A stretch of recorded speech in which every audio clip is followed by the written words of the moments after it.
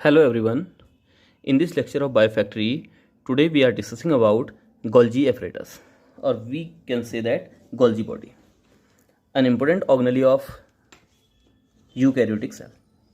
तो आइए डिटेल में डिस्कस करते हैं गोल्जी apparatus को। तो फ्रेंड्स, गोल्जी apparatus को कई सारे नामों से जाना जाता है, जैसे आइडियोसोम इसको कहा जाता है, गोल्जी बॉडी के नाम से इसको हम जानते हैं,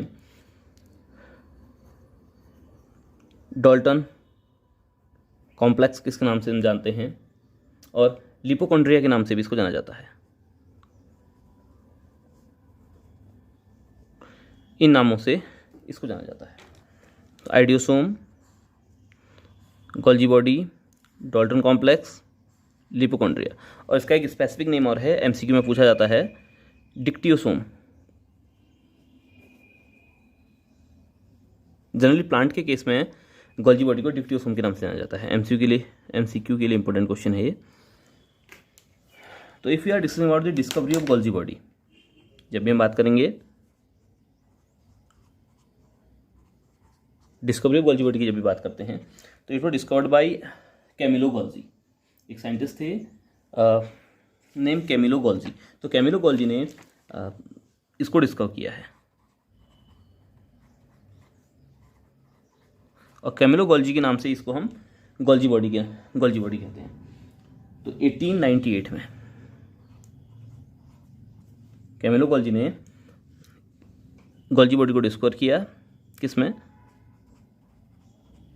नर्व सेल में ऑफ बार्नाउल एंड कैट की नर्व सेल में और बार्नाउल की नर्व सेल में कैमिलो गोल्जी ने इसको डिस्कवर किया था 1898 में। अक्रंस की बात करें, अक्रंस में से कहाँ कहाँ पाई जाती है?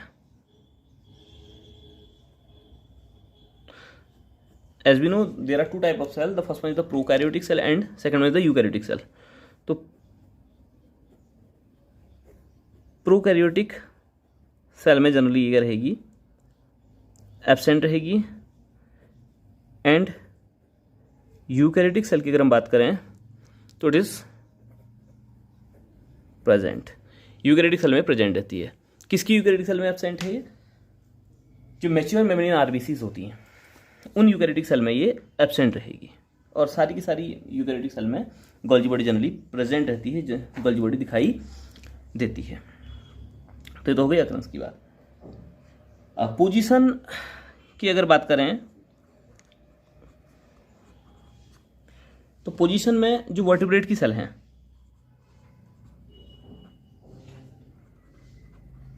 वर्टिब्रेट्स मीन्स जिसमें वर्टिब्रल कॉलम पाया जाता है, जिसमें बैकबोन पाई जाती है, उन्हें वर्टिब्रेट्स कहते हैं। तो इन वर्टिब्रेट्स की सेल की अगर बात करें तो इन वर्टिब्रेट की सेल में गोल्जी बॉडी की फिक्स पोजीशन है।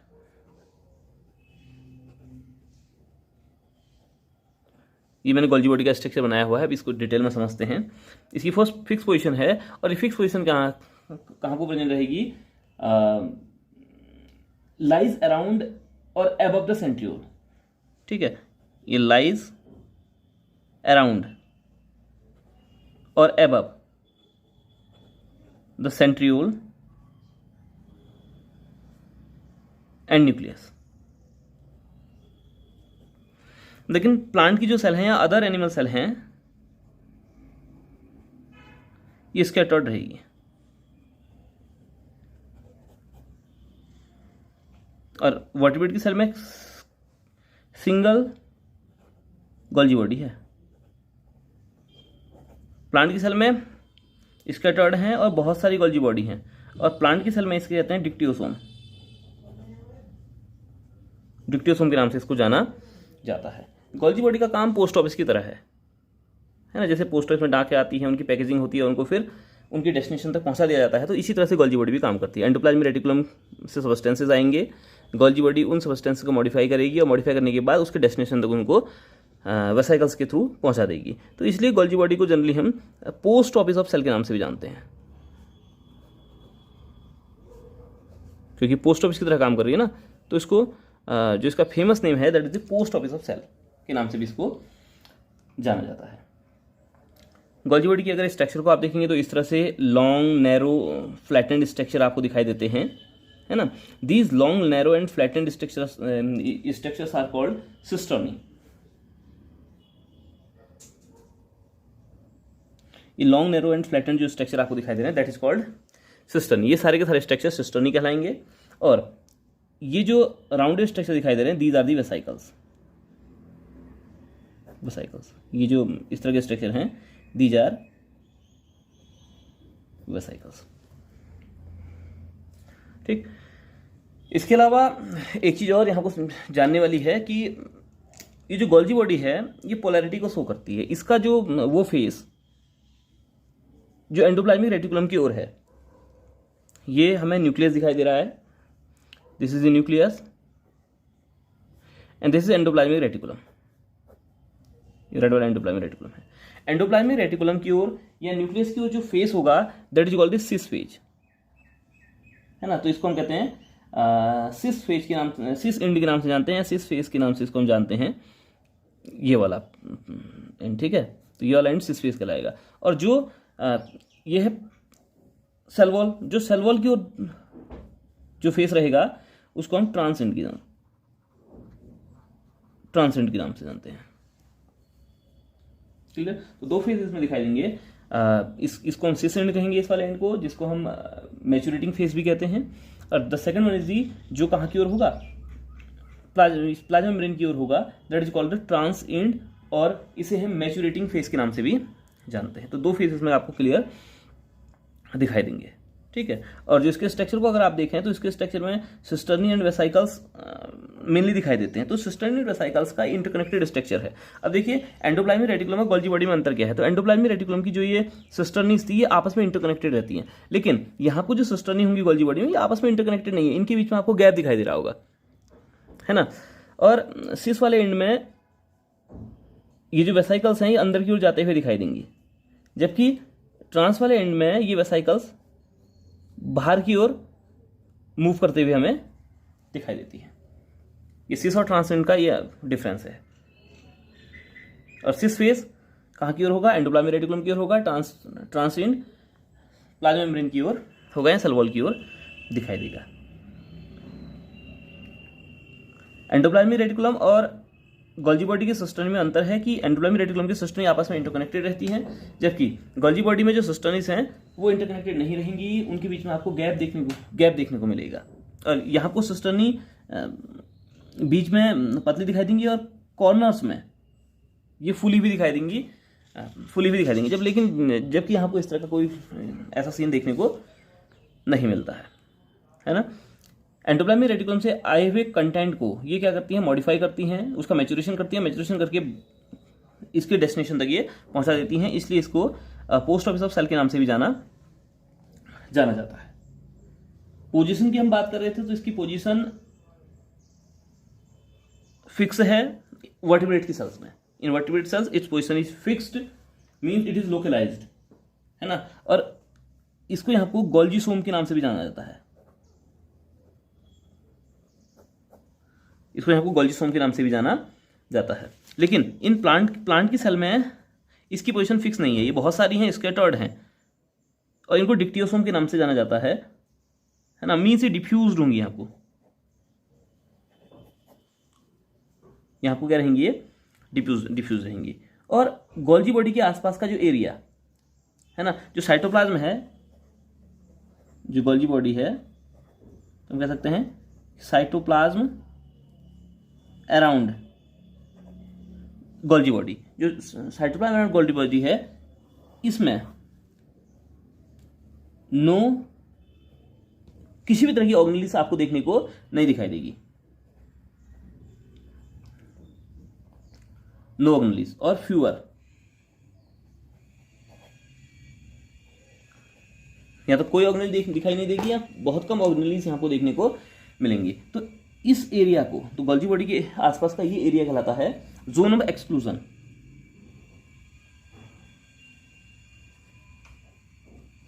इसको हम जोन ऑफ एक्सक्लूजन कह सकते हैं या गोल्जी ग्राउंड सब्सटेंस के नाम से इसको हम जानते हैं,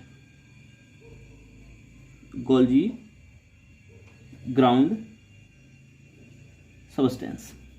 के नाम से जाना जाता है। क्लियर? तो आइए जानते हैं कि इसके फंक्शंस को हम डिटेल में जानते हैं कि गोल्जी बॉडी किस तरह से फंक्शन करती है।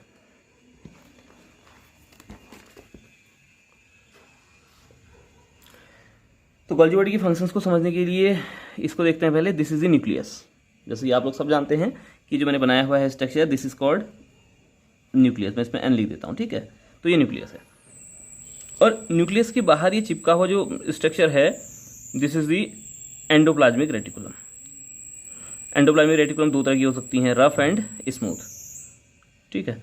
तो rough and smooth endoplasmic reticulum जिस तरह की भी प्रोटीन बनाएगी, ये प्रोटीन सबसे पहले एंडोप्लाज्मिक रेटिकुलम के अंदर फिल हो जाएगी, है ना। ये राइबोसोम था, रफ एंडोप्लाज्मिक रेटिकुलम ने प्रोटीन का फॉर्मेशन किया और प्रोटीन किसके अंदर फिल हो गई, ल्यूमेन ऑफ एंडोप्लाज्मिक रेटिकुलम के अंदर फिल हो गई, ठीक है। अब ये प्रोटीन का क्या होगा, ये है ल्यूमेन ऑफ एंडोप्लाज्मिक रेटिकुलम है। इस ल्यूमेन ऑफ एंडोप्लाज्मिक रेटिकुलम के अंदर जो प्रोटीन भरी हुई है, ये फ्यूज होगी किसके साथ, ओलिगोसैकेराइड के साथ। मीन्स एक तरह का कार्बोहाइड्रेट है, ये बहुत इंपॉर्टेंट है एमसीक्यू के लिए, ठीक है। और ओलिगोसैकेराइड किससे जुड़ जाएगा, प्रोटीन के एमिनो ग्रुप से जुड़ जाएगा। प्रोटीन में एमिनो ग्रुप होता है ना, NH2, तो प्रोटीन के एमिनो ग्रुप के N से जुड़ जाएगा। और इस प्रोसेस को कहेंगे, ये जो पूरी प्रोसेस है प्रोटीन और ओलिगोसैकेराइड के जुड़ने की जो प्रोसेस है ना, ये कहलाती है ग्लाइको ऑसिलेशन। मीन्स प्रोटीन का ओलिगोसैकेराइड से जुड़ना क्या कहलाएगा, ग्लाइको ऑसिलेशन कहलाएगा। और ग्लाइको ऑसिलेशन का रिजल्ट क्या है, फॉर्मेशन ऑफ ग्लाइकोप्रोटीन। ये करेगा फॉर्मेशन ऑफ ग्लाइकोप्रोटीन का वो फॉर्मेशन होगा। अब ओलिगोसैकेराइड प्रोटीन के एमिनो ग्रुप के नाइट्रोजन से जुड़ा हुआ है, तो इसको हम कह देते हैं एन लिंक्ड ग्लाइको ऑसिलेशन के नाम से इसको हम जानते हैं, ठीक है। ग्लाइको ऑसिलेशन के बाद क्या बना, ग्लाइकोप्रोटीन बनी। और ग्लाइकोप्रोटीन क्या होगा, यहां से बाहर निकल जाएगी, किसके थ्रू, इन वेसाइकल्स के थ्रू। इन वेसाइकल्स के थ्रू ये ग्लाइकोप्रोटीन बाहर निकल गई। अब इस ग्लाइकोप्रोटीन को पहुंचाया जाएगा कहां तक, गोल्जी बॉडी तक। अब गोल्जी बॉडी तक पहुंचाने के लिए इसकी सरफेस पर किसका होना जरूरी है, मैंने पहले कहा था, पिछले लेक्चर में हम बात कर चुके हैं कि इसके लिए जरूरी है इसकी सरफेस पर एक प्रोटीन का होना, जिसे हम कहते हैं कोटिंग प्रोटीन। तो कोटिंग प्रोटीन COP के नाम से, COP सेकंड का होना जरूरी है। COP सेकंड ध्यान रखिएगा, ये गोल्जी बॉडी की ओर मूव कराती है ना, और COP फर्स्ट प्रोटीन इसको इधर की ओर मूव कराएगी। दोनों मंत्र ये है, COP फर्स्ट इधर की ओर मूव कराएगी, COP सेकंड गोल्जी बॉडी की ओर मूव कराएगी। मीन्स हम कह सकते हैं कि जो कॉप सेकंड प्रोटीन है, ये रास्ता बताने वाली प्रोटीन है ना, और रास्ता बताती है कि भाई इस वेसाइकल में कहाँ की ओर जाना है, और तब जाकर वेसाइकल जाएगी गोल्जी बॉडी के पास, फ्यूज होगी और फिर कंटेंट को गोल्जी बॉडी के अंदर डाल देगी। अब गोल्जी बॉडी के अंदर क्या होगा, बहुत सारे एंजाइम प्रेजेंट हैं और कुछ स्टोर्ड कार्बोहाइड्रेट भी प्रेजेंट है इसके अंदर। तो ये एंजाइम और स्टोर्ड कार्बोहाइड्रेट, ये जो प्रोटीन आई है, ग्लाइकोप्रोटीन जो आई है, इसका मॉडिफिकेशन करती है ना, इसका मॉडिफिकेशन करेगी। अब यहां को क्या होगा, तीन चीजें होंगी। एक तो मॉडिफिकेशन का काम होगा किसके अंदर, गोल्जी बॉडी के अंदर। दूसरा पैकेजिंग का काम होगा, है ना। मॉडिफिकेशन के बाद जो भी प्रोडक्ट बनेगा, चाहे वो एंजाइम बने, चाहे हार्मोन बने, या कोई स्ट्रक्चरल प्रोटीन बनती है ना, प्लाज्मा मेम्ब्रेन की स्ट्रक्चरल प्रोटीन भी बन सकती है, या लाइसोसोम का फॉर्मेशन होगा, तो सारी की सारी एक वेसाइकल्स के फॉर्म में पैक हो जाएगी। वो जो भी प्रोटीन बनेगी, it is packed inside the vesicle, और we can say that it is packed in the form of vesicle की फॉर्म में पैक हो जाएगी। तो मॉडिफिकेशन किया गोल्जी बॉडी ने, ये फंक्शंस हैं गोल्जी बॉडी के। किसका मॉडिफिकेशन, प्रोटीन का मॉडिफिकेशन किया और उसको एंजाइम, हार्मोन या स्ट्रक्चरल प्रोटीन में कन्वर्ट कर दिया। उसके बाद ये क्या करेगी, पैकेजिंग करेगी। पैकेजिंग करने के बाद वेसाइकल्स की वहाँ पैकेजिंग हुई, फिर इन वेसिकल को ट्रांसपोर्ट किया जाएगा। इनको कहाँ तक पहुँचाना है सेल में, है ना, ट्रांसपोर्ट। और ट्रांसपोर्ट के बाद कई बार क्या होता है कि वेसिकल के अंदर का जो कंटेंट है उसको सेल से बाहर निकालना है, तो एक्सोसाइटोसिस के प्रोसेस के थ्रू ये कंटेंट सेल से बाहर निकलेगा, है ना। तो ये एक्सोसाइटोसिस है, ये एक्सोसाइटोसिस के थ्रू बाहर निकलेगा, है ना। और इसको बाहर निकलने को हम कहते हैं सिक्रेशन। ठीक है, तो ये 4 मेजर फंक्शन है गोल्जी बॉडी के, मॉडिफिकेशन, पैकेजिंग, ट्रांसपोर्ट और सिक्रेशन। किसका, जो भी प्रोडक्ट गोल्जी बॉडी के अंदर बनेगा, means it may be enzyme, it may be hormone, it may be any kind of structural protein. ये सारी चीजें यहाँ को देखने को मिलेंगी हमें, है ना, क्लियर इसके। ठीक है, तो ये फंक्शन है किसके, गोल्जी बॉडी के। इसके अलावा गोल्जी बॉडी केवल मॉडिफिकेशन ही नहीं कर रही है, किसका मॉडिफिकेशन कर रही है भाई, लिपिड एंड प्रोटीन का मॉडिफिकेशन कर ही रही है, उसकी पैकेजिंग, ट्रांसपोर्ट एंड सिक्रेशन का काम तो कर ही रही है। इसके साथ साथ गोल्जी बॉडी का अदर फंक्शन की अगर बात करें, है ना, अदर फंक्शन की अगर बात करें गोल्जी बॉडी के, तो अदर फंक्शन में लाइसोसोम फॉर्मेशन आ जाएगा। लाइसोसोम के फॉर्मेशन का काम भी गोल्जी बॉडी करती है ना, लाइसोसोम के फॉर्मेशन का काम ये करेगी। इसके अलावा formation of acrosome of sperm,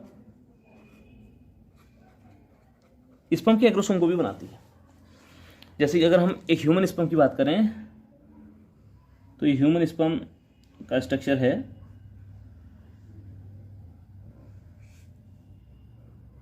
ये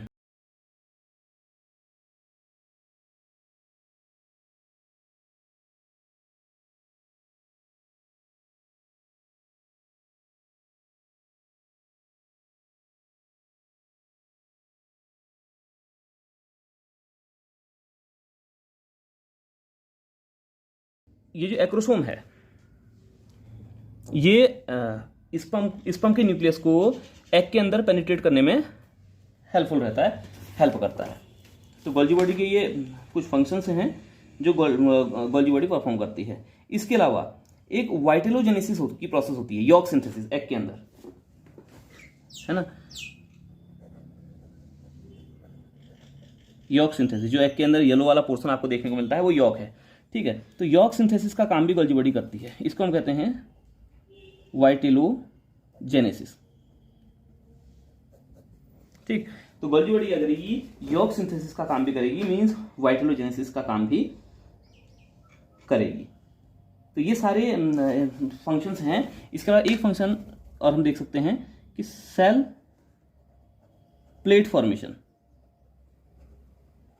during cell division in plant cell. Plant cell में जब सेल डिवीजन होता है ना, जैसे कोई प्लांट सेल है, प्लांट सेल में जब सेल डिवीजन होगा तो बीच में सेल प्लेट बनती है, तो सेल प्लेट भी किसकी बनी रहती है, गोल्जी बॉडी की बनी रहती है। तो ये काम भी गोल्जी बॉडी का, ये फंक्शन है गोल्जी बॉडी का। तो इस वीडियो में इतना ही। ऐसी ही वीडियो के लिए बने रहिए मेरे चैनल के साथ। Thank you.